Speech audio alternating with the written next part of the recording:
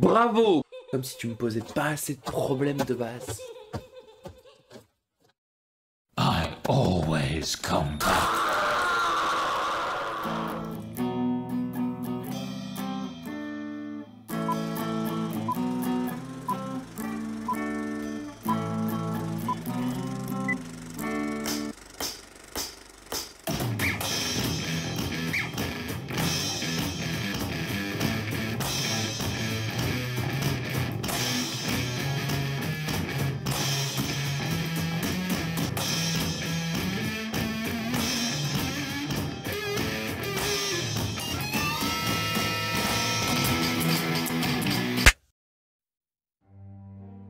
Bonjour tout le monde, et me voilà de retour, plutôt que vous le pensiez j'imagine. Mais oui, le pari réussi sur la petite sirène n'était que le début d'une longue série. La vidéo a plutôt bien marché et a eu des retours assez positifs. Même s'il y a eu un petit souci d'image que j'ai arrangé à la fin, dû à un manque de temps sur un problème personnel assez complexe. Bref, passons à autre chose. Depuis, tout va mieux et je suis reparti pour vous faire voir de toutes les couleurs. Vous me suivez? Ah, cette pièce est déjà mieux, même si malheureusement je l'utilise jamais car j'ai plus trop le temps. Ce qui est bien dommage car je suis vraiment à la pointe de votre technologie, que ce soit du côté de toutes vos consoles. Mais je ne vous ai pas amené ici sans aucune idée, car vous le savez grâce au titre, aujourd'hui on parle d'un jeu adapté en film, Five Nights at Freddy's.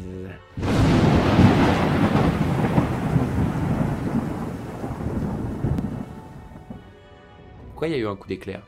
Pour vous faire entrer dans l'univers de FNAF, je vais vous parler de l'histoire du premier jeu, car elle est assez simple en surface, même si elle se complexifie avec le temps et avec les autres jeux. Allume le projecteur, c'est parti! Dans FNAF 1, on joue un garde de nuit qui s'appelle Mike Schmitz. Il doit garder le restaurant Five Nights at Freddy's pendant 5 nuits, ainsi qu'une 6e nuit aussi appelée Custom Night. On suivra donc Mike, qui sera lui-même aidé par une personne mystérieuse qu'est le Phone Guy. Il nous donnera chaque nuit des informations sur le restaurant et les animatroniques.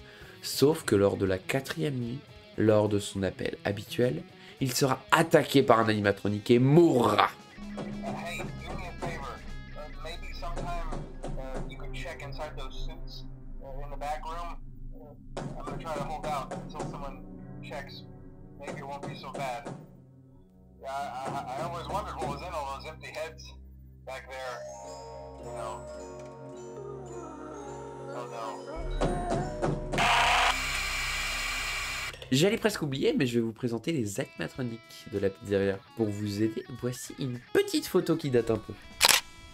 On y retrouvera Freddy l'ours, Chica la poule, Bonnie le lapin, Foxy le renard pirate, et pour finir, le mystérieux Golden Freddy. Mais cela n'est que la surface, car il y a beaucoup plus d'informations que vous ne le pensez. Bon, on va s'arrêter là. J'irai pas plus loin dans les théories et histoires. Je veux éviter d'aller dans un terrain miné, hein.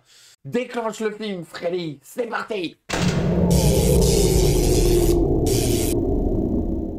Le film va s'ouvrir sur une scène d'un garde de nuit qui veut fuir le restaurant, mais il sera chassé par Foxy et attrapé, puis mis dans un costume pour être tué. Paix à son âme. Suite à ça, on retrouve Mike en train de se réveiller et de se préparer, réveillant en passage sa petite sœur Abby qui a un petit caractère bien à elle. On suit ensuite Mike au travail où on voit une scène choquante du film. Il se retrouve à aller voir Steve Raglan qui va lui proposer gentiment le boulot de garde de nuit. Mais Mike refusera car il ne peut pas faire de nuit à cause d'Abby. Il rentre ensuite chez lui où Max l'attendra car c'est la babysitter d'Abby. Puis il ira se coucher et déclenchera un rêve / événement qui le hante encore aujourd'hui. On le suivra ensuite dans le bureau de l'école d'Abby où on retrouvera la tante d'Abby et son avocat. Qui est le meilleur personnage, je veux rien savoir. La tante réclame la garde, ordonnant à Mike de lui donner, sinon ça ira au procès. Il est donc obligé de rappeler Steve pour accepter le poste de garde de nuit. On arrive donc dans le restaurant la première nuit. Il fait la rencontre des animatroniques vite fait, puis s'endort dans le même rêve. Mais cette fois, une chose a changé. 5 enfants sont là. Mais cela ne dure pas car ils se réveillent en sursaut à 6 heures. Entre-temps, Max et son frère complotaient avec la tante pour avoir des preuves que Mike est inapte à garder sa sœur. Ainsi, ils cherchent des plans pour décrédibiliser Mike. Cependant, ils ne trouvent rien de mieux que de détruire le lieu de travail de Mike pour qu'il perde le job et la garde au procès. La seconde nuit, Mike, pendant un rêve, se fait blesser par l'enfant du crochet et fait la rencontre inattendue de la policière Vanessa, qui a l'air de connaître les lieux. Vanessa part au matin, comme Mike, qui ferme le restaurant. Cependant, le frère de Max arrive avec son groupe pour détruire les lieux. Malheureusement pour eux, et heureusement pour nous, ils se font tous tuer, y compris Max, qui finit de la manière la plus surprenante.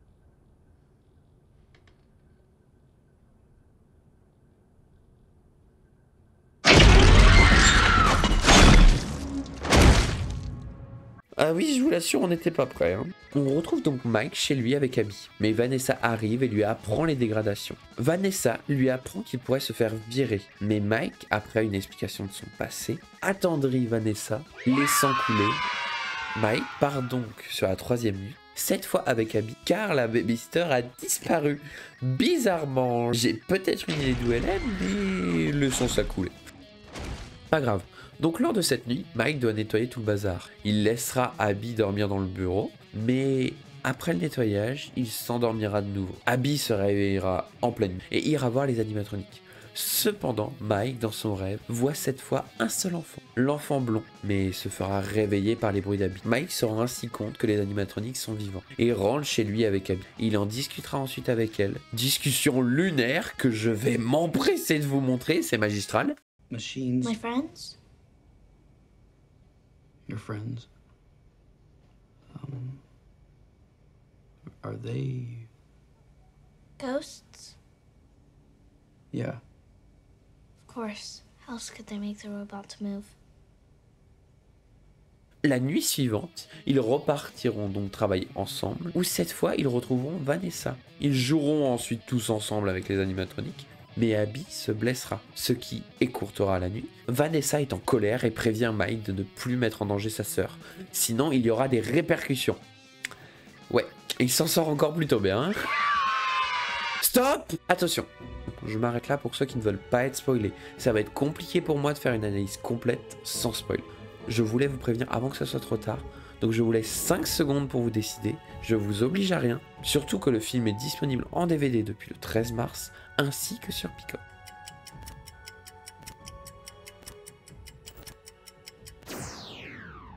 Vous êtes prêts? Allez, c'est reparti. De retour chez eux le lendemain, Mike appelle la tante pour qu'elle garde Abby avant d'aller travailler. Il achètera des pilules somnifères pour qu'il aille dans son rêve. Ainsi, il voudra trouver des réponses sur la mort de son frère. Arrivé au restaurant dans son rêve, il demandera aux animatroniques qui a tué son frère. Mais les enfants lui proposent à la place un marché, revivre éternellement son rêve contre sa sœur, ce qu'il accepte, mais change d'avis assez rapidement. Il réussit cependant à fuir grâce à un tiers mystérieux. Pendant ce temps-là, ah, le voilà! Pardon, je disais. Golden Freddy, enfin! Alors, il est... Mais... ouais. C'est Golden Freddy, mais... un peu différent. Il assommera donc la tante, je sais pas trop, pas grave. Golden Freddy emmène Abby au restaurant par taxi, ce qui est encore moins logique. Encore une fois, pas grave. On apprend ensuite que Vanessa, qui a sauvé Mike, c'était le tiers mystérieux. Vanessa nous apprend donc que le tueur est William Afton, son père... Son père, d'accord.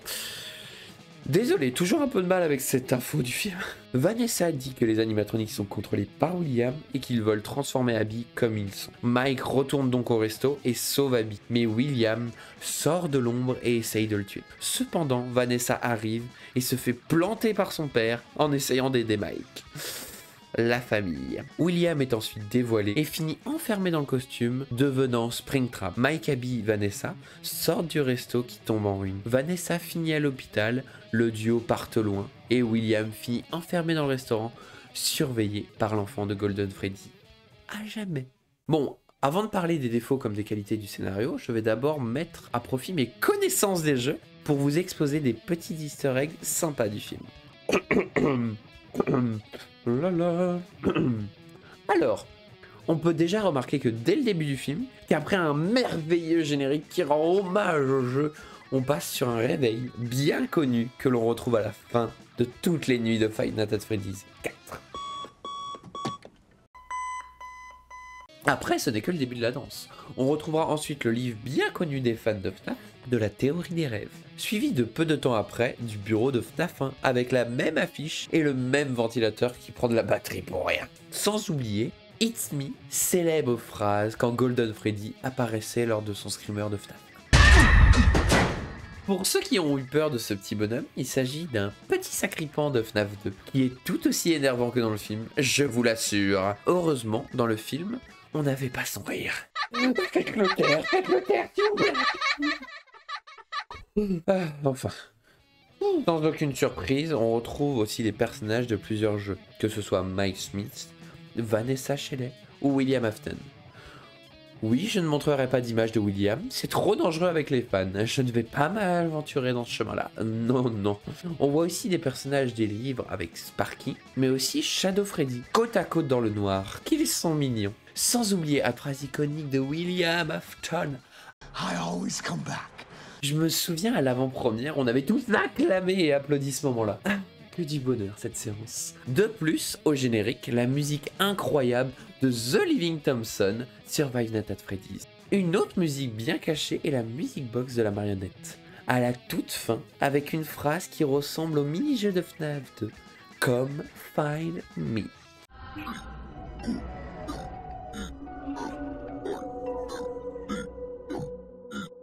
Que de souvenirs.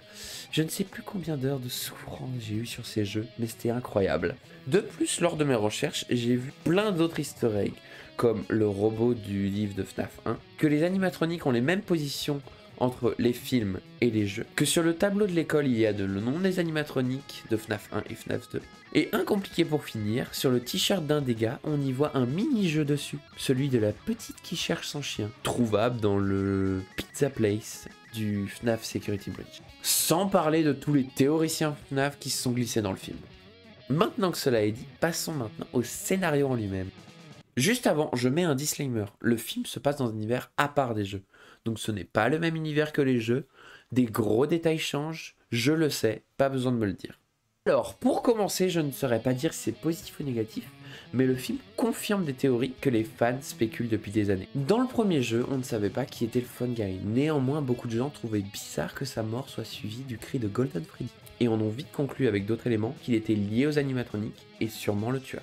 Je trouve que le film dévoile assez bien cette théorie, avec des détails très subtils dont sa cravate violet, nous ramenant directement à Purple Guy, le premier nom qu'avait William Afton. J'ai une autre question tant que j'y pense. J'ai appris que certains n'avaient pas compris que William était le gars du début. La plupart des gens remarquent des détails subtils, que ce soit dans Marvel, Seigneur des Anneaux et j'en passe. Mais là, un personnage que l'on introduit pendant 15 minutes au début et qu'on revoit à la fin, mais dans une autre tenue, des gens font pas le lien. La logique! Je vous vois ceux qui n'ont pas fait le lien. Une seconde théorie vue concrétisée est que Vanessa soit la fille de William. Une théorie pas aussi poussée par les fans qui se voit concrétisée dans le film. Cet événement est assez teasé par Vanessa lors de sa discussion avec Mike. And that's usually the part where people tell me I'm crazy. I know what crazy looks like, Mike. This isn't it. Not even close. Le film est donc basé sur les jeux, mais va s'éloigner de l'histoire originale en créant ses propres événements canons basés sur des théories. Que ce soit William et le Fun Guy, Vanessa fille de William, ou même que le Cupcake soit hanté par le chien de Chica / Suzy. Le scénario n'est malheureusement pas dénué de défauts qui gênent le visionnage. Je vais ainsi vous les présenter en 3 catégories. Les problèmes, les redondances, les incohérences.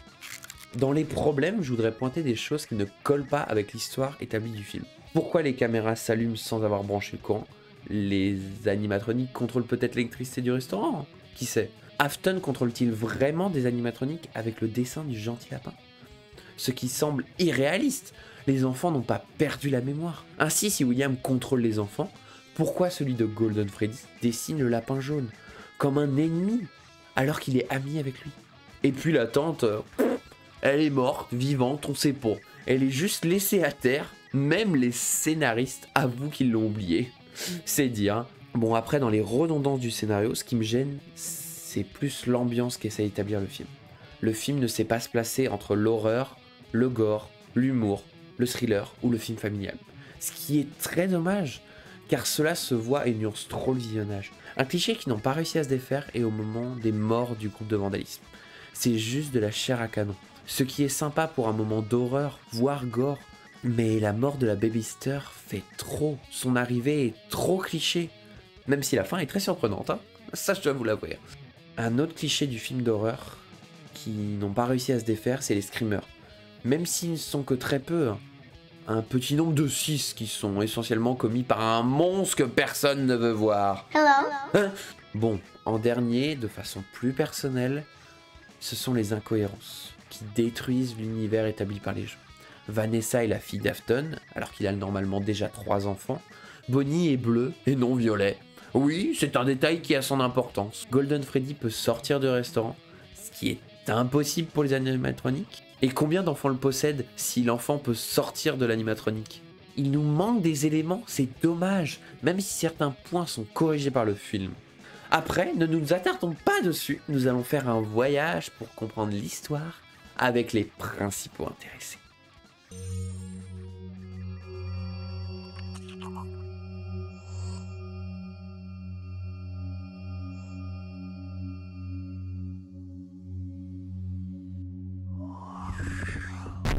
Enfin, m'y revoilà.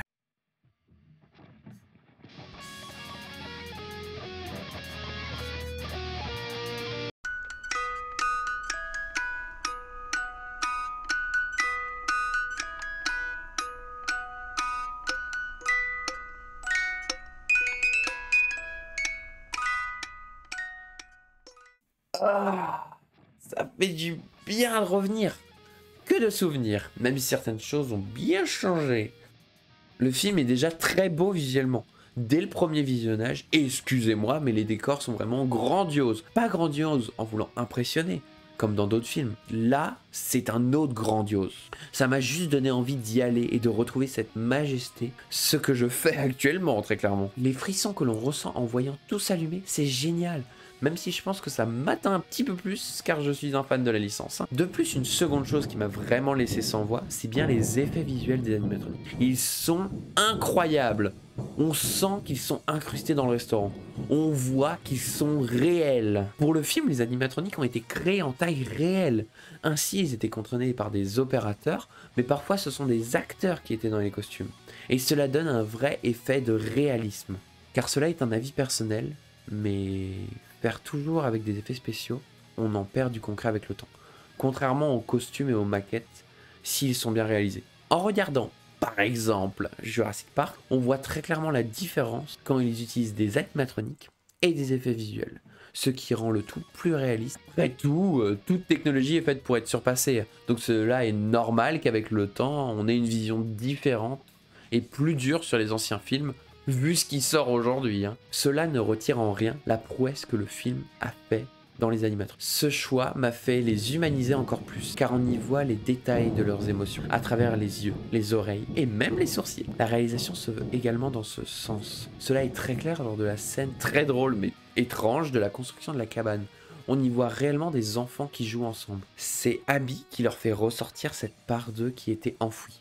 Sous leur part de colère, car je rappelle qu'ils ont tué tout un groupe quelques jours avant. Après, en termes de personnages, j'ai peu de choses à dire, car la mentalité de Mike a évolué, acceptant le deuil, mais n'est pas plus intéressante que ça. Pareil pour Vanessa, qui prend un peu de cran pour combattre son père. Abby reste-t-elle du début à la fin, aucun choc, elle a juste perdu des amis. Et pour William, il reste un tueur sanguinaire. J'ai pas envie de m'étendre plus sur lui. Mais un personnage m'a intéressé, il était clé. Le meilleur personnage du film, roulement de tambour, l'avocat. Oui, ce personnage qui est inutile et pourtant qui est très clairement dans un autre monde. Il réussit très bien de l'humour et m'a fait rire à ses 2 apparitions. Chapeau mon enfant. Bon, redevenons sérieux. Le film a une très bonne ambiance qu'il maîtrise par ses musiques et sa réal. En tout premier, je veux parler de l'introduction qui est juste géniale.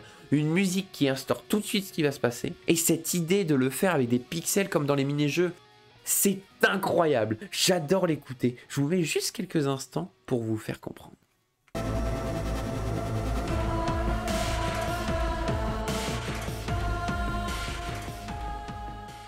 Cette musique est entraînante, donnant un semblant de frisson après la scène d'introduction avec le garde de nuit. Cela commence très bien pour le film. On retrouve cette musique à chaque fois qu'une révélation importante est faite, nous mettant directement dans une ambiance de découverte, mais aussi de frayeur. Dès qu'on l'entend, on sent que le mystère du restaurant se dévoile. La seconde musique, slash thème, est celle du rêve. On l'entend à chaque fois que Mike s'endort. Elle nous emmène là où il va chaque nuit, retrouver son frère. Au début, elle est douce, mais va vite tourner au cauchemar quand on entend un thème plus terrifiant. Cela coupe l'ambiance plus calme, établit une ambiance plus mystérieuse et terrifiante, ce qui donne directement une impression d'enfermement et d'impossibilité de sortir pour Mike, qui contrôlait son rêve avant. Avant de m'attaquer au moment de la réalisation qui sont réussis, je voudrais parler de la peur que procure le film. Au-delà des 6 screamers, la peur est peu présente, mais elle se manifeste plus dans l'ambiance. Elle établit en peu de temps un changement de ton qui contraste avec les scènes d'avant. Bon, après le film est très variable. Maintenant, on va s'attaquer à un gros morceau, car beaucoup de scènes de réalisation sont incroyables et faut qu'on en parle. Et là, ce sera beaucoup plus de l'analyse de petits plans qui veulent dire plein de choses. Quand Mike appelle le numéro que lui a donné Raglan, slash phone guy, il se retrouve en effet dans le miroir, comme coincé face à cet appel. Pareil pour Abby, quand elle est face aux adultes, elle est prise au dépourvu. Il y a aussi d'autres moments intéressants, que ce soit le suivi de la course d'un des gars, pour montrer son emprisonnement dans le restaurant,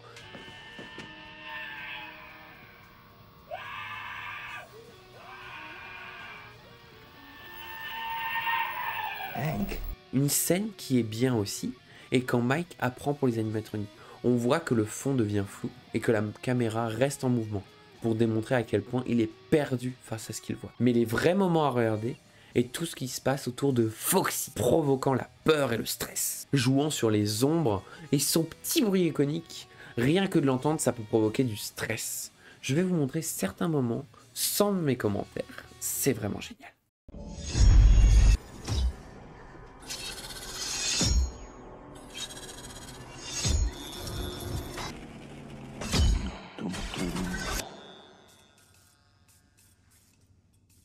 Et stop, on s'arrête avant le screamer. Je connais les cœurs sensibles et je vous l'ai déjà fait une fois, ça suffit. Mais le plus important en termes de scène après Foxy, c'est une apparition d'un autre personnage qui va faire frissonner certains. Un moment jouant sur une attente longue, déclenchant une frayeur directe en le voyant, accentué par les ombres, un cadre magnifique, ainsi que des lumières qui lui sortent des yeux. Je parle bien de lui.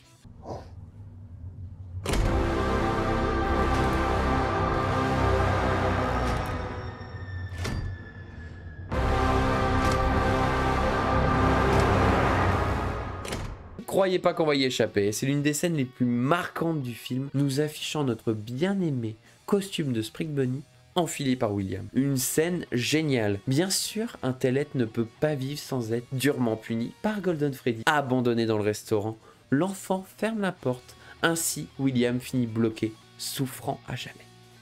Bon, après je peux pas être poète, hein, mais il ne faut pas oublier le moment où William devient Springtrap. C'est la scène qui doit marquer les esprits, et c'est fait à moitié.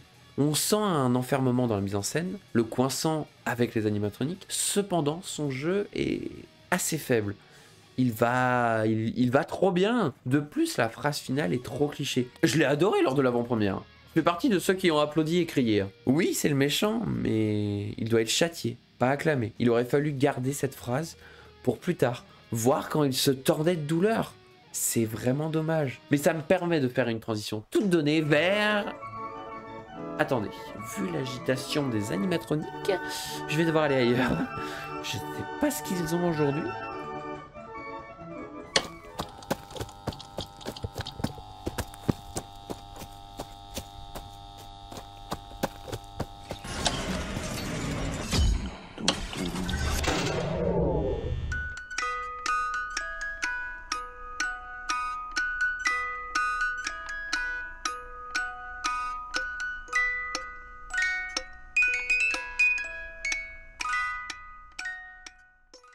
Ici, ce sera déjà plus calme. En plus, j'ai fermé les portes, donc ça ira. Hein. Comme je le disais juste avant d'être coupé, je voulais parler des défauts. Du plus important selon moi, qui est l'ambiance globale du film. J'ai beau adorer certains moments du film, dans sa globalité, c'est très inégal. Le film ne sait pas où se placer dans le rendu de ses scènes. Cela déclenche un manque de cohérence, mais pas forcément un manque de qualité. Il mélange l'horreur de façon trop subtile, souvent gâchée par les autres genres.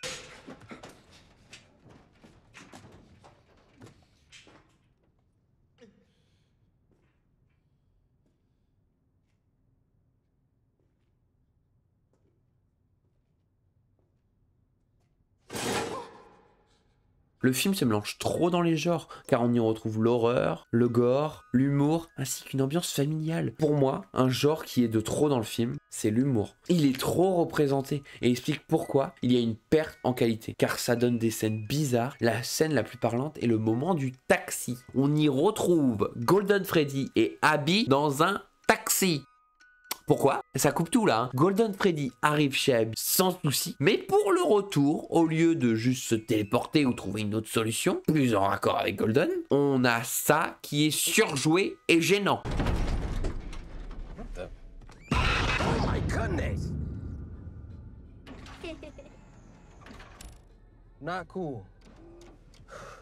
Why do I always get the weirdo? Vraiment, juste gênant. Bon, pour éviter de tirer que sur l'humour, je vais montrer d'autres moments où le film s'est un peu trompé dans sa direction finale. Alors, une scène qui m'a surpris dans le film, elle est bien pour du gore et pas pour le film. Attention, c'est un peu choquant. Après, on ne voit rien, arrêtez, hein, c'est que des ombres. C'est gore sans être gore. Je peux vous le montrer tranquille.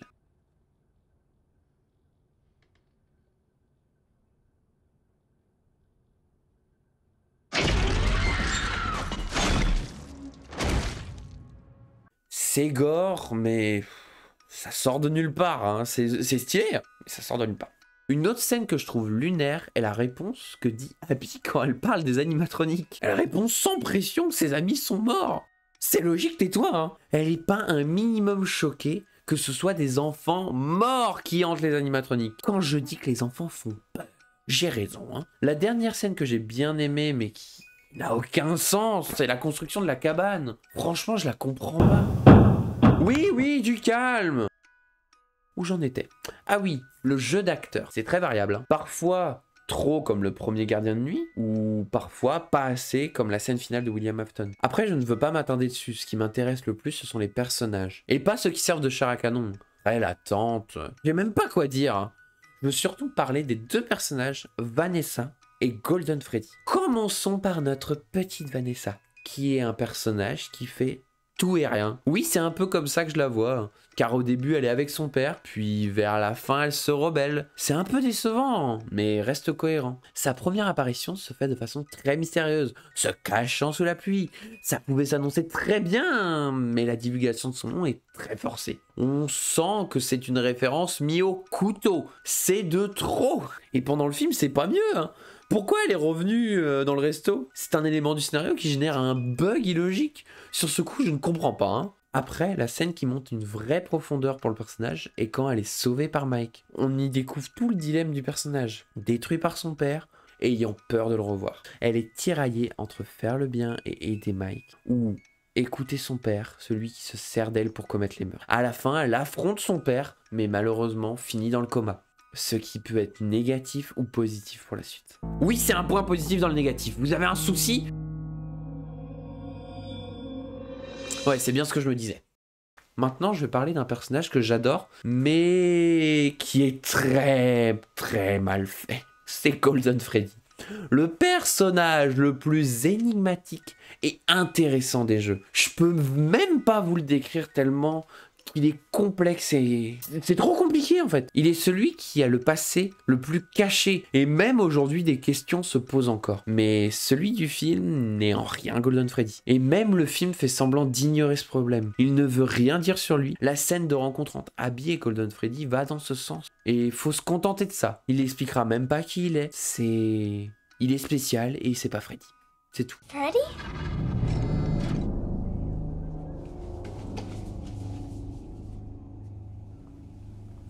Not Freddy. Tiens, depuis quand il peut sortir du restaurant? C'est possible pour lui, mais impossible pour les autres? Je sais que je me répète, mais c'est vraiment incohérent. Je ne vais pas me répéter sur la scène du taxi, mais une autre question me vient. Est-ce qu'il a 2 âmes ou une seule? Car on peut voir l'enfant dissocié du corps, c'est jamais vraiment précisé qui il est. Je sais que je me répète, ça fait 3 fois que je le dis au moins dans la critique. C'est illogique, essayez de me comprendre. Je veux comprendre le personnage le plus complexe des jeux. Dans les jeux, il était compréhensible. On cherchait des infos. Oh, c'est pas possible, déjà plus de courant. Attends, tu fais quoi là? Lâche-moi là. Lâche-moi. Lâche-moi, je te dis. Laisse-moi sortir. Je te jure, si je me laisse pas sortir, je vais me venger. Quoi? Vous savez que c'est pas mon anniversaire, hein. Je vous l'avais dit. Pas grave, tu sais, c'est quand même l'anniversaire de quelqu'un aujourd'hui, hein. Oh oui. Et oui, et je compte sur vous. À la 1, à la 2, à la 3. Joyeux anniversaire, petit démon. Bon, un autre film assez complexe, bien plus long que je ne pensais, mais le voici. Avec tout ce que j'ai dit, je suis assez mitigé, car beaucoup de défauts sont à noter, mais les qualités ne manquent pas. C'est pour ça que contrairement à d'autres films, je sais que je pourrais le revoir sans souci. Le film est une adaptation trop enfantine des jeux, mais qui reste agréable. Je vous conseille donc le film, et je vous souhaite de le voir, ce sera toujours plus agréable que de regarder à travers mon avis. C'est donc un pari réussi pour moi. Je vous laisse et je vous dis à la prochaine pour un autre film. C'était DN. Je retourne à la fête.